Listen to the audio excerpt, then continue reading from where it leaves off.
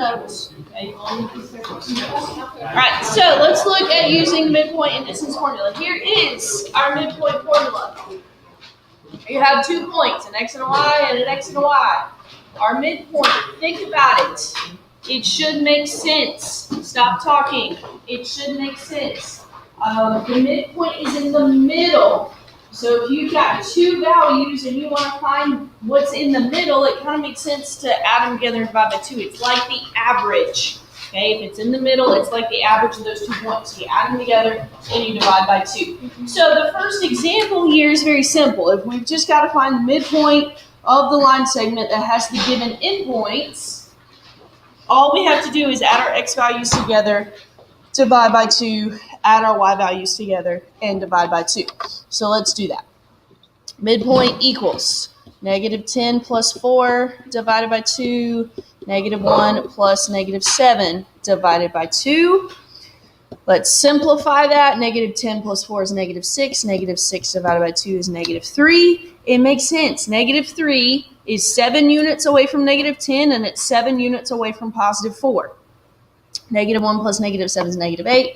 -8 divided by 2 is -4. Same thing there. -4 is 3 units from -1, 3 units from -7. So -3, -4 is our midpoint. Now, that's too easy for y'all. Here's the twist to it. Okay, if we're asked a question like this time we're not given the 2 endpoints. We are given 1 endpoint, and we are told what the midpoint is. We've got to find the other endpoint. Okay, we're given the endpoint and the midpoint. We've got to find the other endpoint.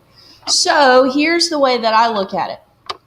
I've got another endpoint over here. I don't know what it is. So I'm just going to write it as x, y. I don't know what the values are, but I know I have an x and I know I have a y. So if I set up the pieces here, when I add my x values and my endpoints together, so in this case 9 and x, divide them by 2, I get the x value of my midpoint. I add the x values of my endpoints, divide by 2, I get the x value of my midpoint. How do we solve that equation right there? Multiply both sides by 2, so we get 9 plus x equals -10. Subtract 9 from both sides, x equals -19. Check it. Endpoint 9, endpoint -19. Add them together, we get -10. -10 divided by 2 is -5. That works out. Let's do it with the y's.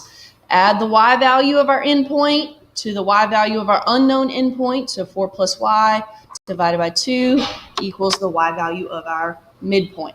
Solve it the exact same way. Multiply both sides by 2. 4 plus y equals 4. Subtract 4 from both sides. Y equals 0. Check it. Endpoint plus endpoint. 4 plus 0, 4. Divide by 2 equals 2. So our other endpoint is -19, 0. -19, 0.